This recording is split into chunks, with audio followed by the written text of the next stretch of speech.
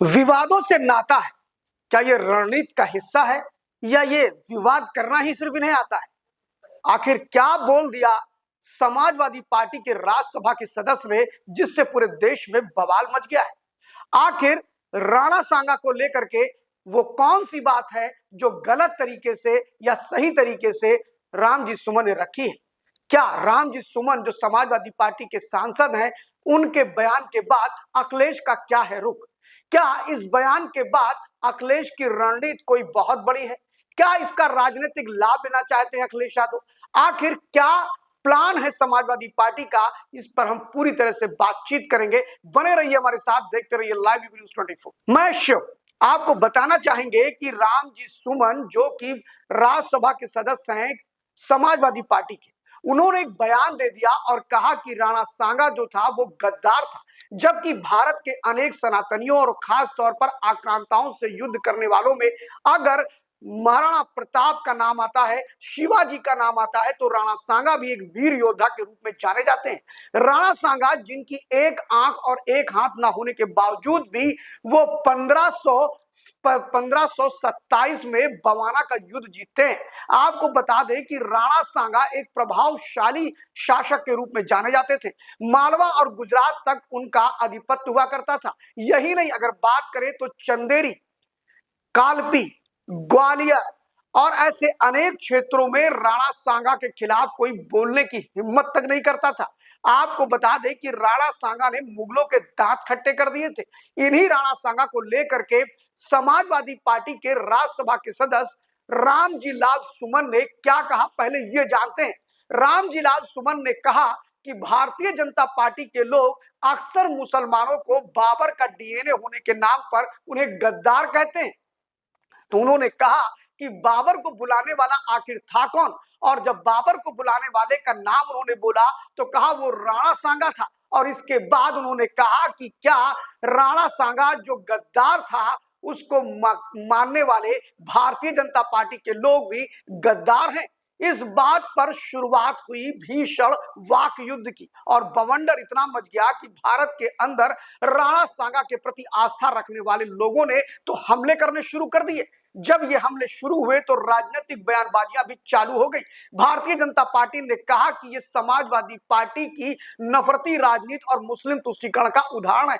लेकिन बात यह आती है कि रामजी लाल सुमन ने जो बात कही है उस बात में कोई सच्चाई है या नहीं है। तो आपको बता दें कि रामजी लाल सुमन जो कि समाजवादी पार्टी के सांसद हैं, उन्होंने जो ये बात कही है कि बाबर को बुलाने का काम राणा सांगा ने किया था, ये पूरी तरह से गलत है। आपको बता दें कि बाबर को बुलाने का काम जो था वो दौलत लोधी ने किया था। आपको बता दें सिकंदर लोधी, इब्राहिम लोधी और दौलत लोधी, आलम लोधी, ऐसे कई नाम हैं जिनमें आपको बता दें कि इब्राहिम लोधी के चाचा और इब्राहिम लोधी के ये जो नजदीकी रिश्तेदार थे दौलत लोधी, आलम लोधी, इन लोगों ने मिल करके उसको परास्त करने के लिए, सत्ता से बाहर करने के लिए बाबर को निमंत्रण दिया था। ये माना जाता है कि आलम खान लोधी बाकायदा बाबर की सभा में गया था और उसने इस प्रकार के निमंत्रण दिए थे। लेकिन जब बात हम इतिहास के पन्नों में करते हैं तो उस समय के एक इतिहासकार हैं कर्नल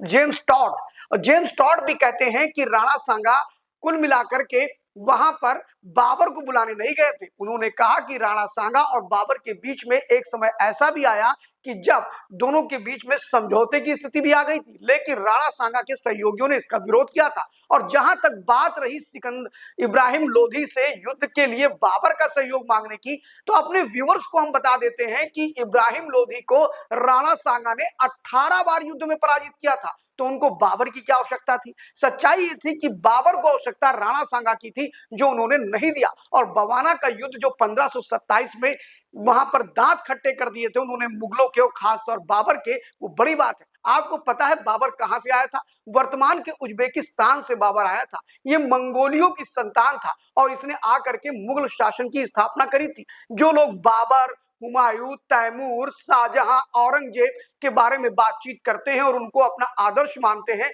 अगर ये बात कही जाए कि वो उनके आदर्श नहीं हो सकते हैं, जैसा कि अभी संघ ने भी कहा कि आक्रांता उनके आदर्श नहीं हो सकते हैं, योगी आदित्यनाथ भी इस पर हमला कर रहे हैं कि आक्रांता हमारे आदर्श नहीं हो सकते हैं, तो ये बात सत्य है कि वो मुसलमान नहीं थे। आपको ये भी बता दें कि चंगेज खां को मुसलमान नहीं माना जाता है। तो ये बाबर जो आया था उसको लेकर के एक मिथ गढ़ने का काम रामजी सुमन ने किया।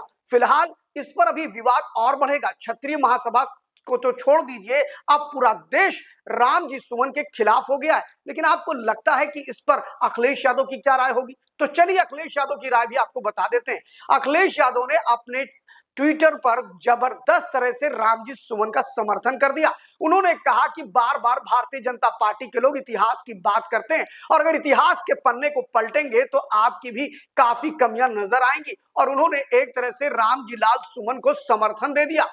फिलहाल आपको बताते चले कि जिस तरह रामजी लाल सुमन ने मुसलमानों के पक्ष में खड़े होकर राज्यसभा में एक देशभक्त राजा, मेवाड़ के राजा राणा सांगा का जिस प्रकार अपमान किया, जिस प्रकार उन्हें गद्दार कहा, और उसके बाद समाजवादी पार्टी ने जिस तरह उनको समर्थन देना शुरू किया अपने सांसद को, ये कोई पहली बार नहीं है। आपको बता दें कि अखिलेश यादव अभी चंद दिन पहले यानी होली आने के पहले की बात है, जब औरंगजेब का विवाद शुरू हो गया था। फिल्म छावा मूवी के बाद समाजवादी पार्टी के विधायक अबू आसिम आजमी, जो कि महाराष्ट्र में विधायक हैं, उन्होंने बाकायदा औरंगजेब का महिमा मंडन किया था। उस समय भी अखिलेश यादव ट्विटर पर आकर ऐसे ही समर्थन कर रहे थे और उन्होंने अपने एक्स ट्विटर हैंडल पर आकर के सीधे कहा कि जो मेरे विधायक या सांसद दानिशमंदी के साथ सत्य कहते हैं तो मैं उनके साथ हूं।